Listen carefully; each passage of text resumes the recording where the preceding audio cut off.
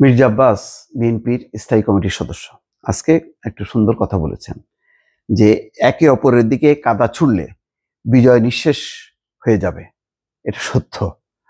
অনেকেই কিন্তু এখন বিভ্রান্ত হতে শুরু করেছেন। কি ব্যাপার? হাসিনার পতন হয়েছে 1 বছরও হয়নি, এর মধ্যেই গুতাগুতি, ঠোকাঠুকি, কেন কাদা ছোড়াছুড়ি, কটাক্ষ করে বক্তব্য কেন আসছে? কি কারণে? কেন বিভেদ? কেন ঐক্য হচ্ছে না? কেন মানে বন্ধুত্বপূর্ণ পরিবেশে নির্বাচনে অংশ নিয়ে যে জিতবে সে ক্ষমতা চালাবে, এইরকম পরিবেশটা নেই কেন? সেই ক্ষেত্রে মির্জা আব্বাস একটা ভালো কথা বলছে যে আজকে ইফতার টেবিলে 8টা রাজনৈতিক দলের নেতারা একসঙ্গে বসছে, সাথে ইফতার করছে। বলছে যে এইরকম ঐক্যটা যেন নির্বাচন পর্যন্ত হয় এবং নির্বাচনের পরেও যেন থাকে। কেননা এরা সবাই তো আসলে শেখ হাসিনার শাসন পতনের জন্য আন্দোলন করছে। তাহলে এখন অনৈক্য থাকবে কেন? যে যে ইস্যুতে অনৈক্য আছে, যেমন নির্বাচন ইস্যুতে কখন হবে, কোনটা আগে হবে, কোনটা পরে হবে, এইগুলো রাজনৈতিক দলগুলো নিজেদের মধ্যে ডায়লগ করছে না কেন?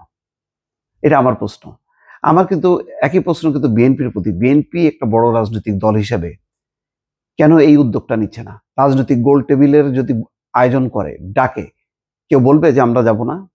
সেটা করুক। প্রথম পাঁচটা এইভাবে করে যদি 5টা সিরিজ মানে তারা গোল টেবিল বৈঠক করে সেই সিদ্ধান্তটা যদি সরকারকে দেয়, তাহলে তো মিটে যায়। এটার জন্য কেন আন্দোলনের আওয়াজ দিতে হচ্ছে? কেন অনিশ্চয়তা? কেন নানা রকম কথা ছোড়াছুড়ি হচ্ছে? এটা আমার কাছেও প্রশ্ন।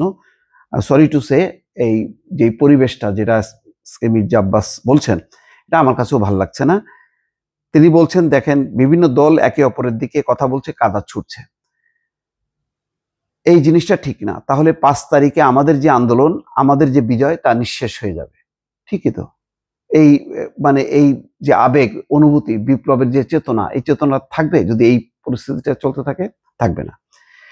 এটা হচ্ছে গণ অধিকার পরিষদ আয়োজিত যে পেশাজীবীদের রাজনৈতিক নেতা এবং পেশাজীবীদের সম্মানে সেই অনুষ্ঠানে তিনি এই কথা বলছেন। তিনি বলছেন বিগত বছরগুলো ইফতার অনুষ্ঠানে আসতে হতো শঙ্কা নিয়ে, এখন কোনো শঙ্কা নেই।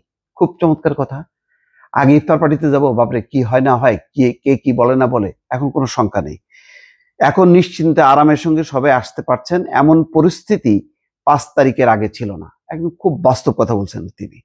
মির্জা আব্বাস বলছেন যে ইফতার অনুষ্ঠানে যে টেবিলে মির্জা আব্বাস বসেছিলেন সেই টেবিলে 8টি রাজনৈতিক দলের নেতারা বসেন। বিষয়টি উল্লেখ করে তিনি বলেন সবাই একসঙ্গে ইফতার করতে পারছেন।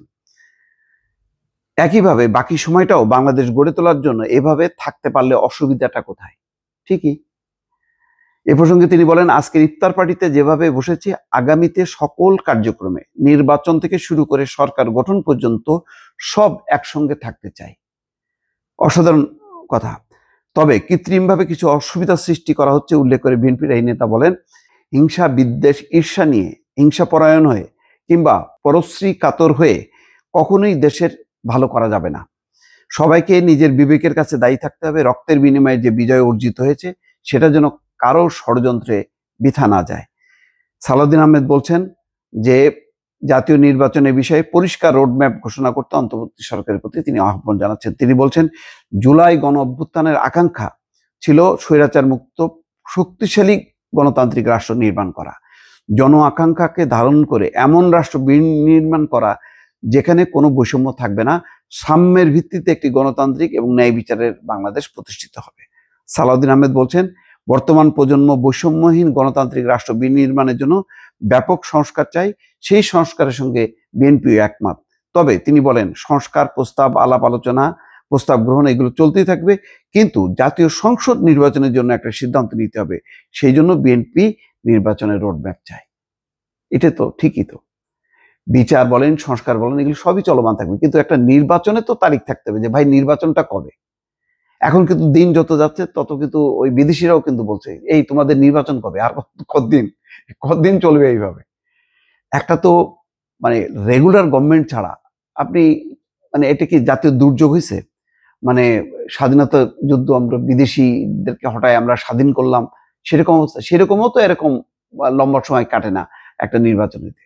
একটা নির্বাচন না হইলে জিনিসটা কি হবে? জিনিসটা একটা অনিশ্চয়তার দিকে যাবে। যাক, নুরুল হকের সভাপতির বক্তব্য দেন নুরুল হক, সেখানে জামাতের সেক্রেটারি জেনারেল মিয়া গোলাম বরাবরও ছিলেন, সহকারী সেক্রেটারি জেনারেল আব্দুল হালিম, জাতীয় পার্টি চেয়ারম্যান মোস্তফা জামাল হায়দার, বিপ্লবী ওয়ার্কার্স পার্টির সাধারণ সম্পাদক সাইফুল হক, গণ ফোরাম নেতা সুব্রত চৌধুরী প্রমুখ। তো এখন একটা রাজনৈতিক দলগুলোকে আজকে ইফতার পার্টিতে মির্জা আব্বাস যে কথাগুলি বলছেন সেটাকে ধরে নিয়ে আমি মনে করি বড় দল হিসেবে বিএনপির মানে উচিত যে একটা গোল টেবিল বৈঠক করে একটা প্রস্তাবনা সরকারকে জানানো যে এই ভাই আমাদের প্রস্তাবনা, এটার ভিত্তিতে আপনি করেন। কারণ এই সরকারের ভিত্তিটা কি? এই সরকারের ভিত্তি তো এমন না যে নাহিদ ইসলামরা ক্ষমতায় দিছে, ছাত্র জনতাকে রিপ্রেজেন্ট করছে কারা? ছাত্ররা তো বটেই, নাহিদ ইসলামরা তো বটেই, রাজনৈতিক দলগুলো তারা জনতার অংশ না? গত 15 বছরে তো তারা করতে করতে নাকি হঠাৎ করে হয়ে গেল বিপ্লব, তা তো হয়নি। তো এই যে লম্বা পথ পাড়ি দিল যে বিএনপি জামাত, তারা সহ মিলে একটা প্রস্তাবনা যদি ইউনূস সরকারের কাছে দেওয়া যায় তাহলে অনিশ্চয়তার যে কালো মেঘ জমা হয়েছে আমার ধারণা যে অনেকখানি দূর হয়ে যাবে। দর্শক ভালো থাকবেন, আল্লাহ হাফেজ।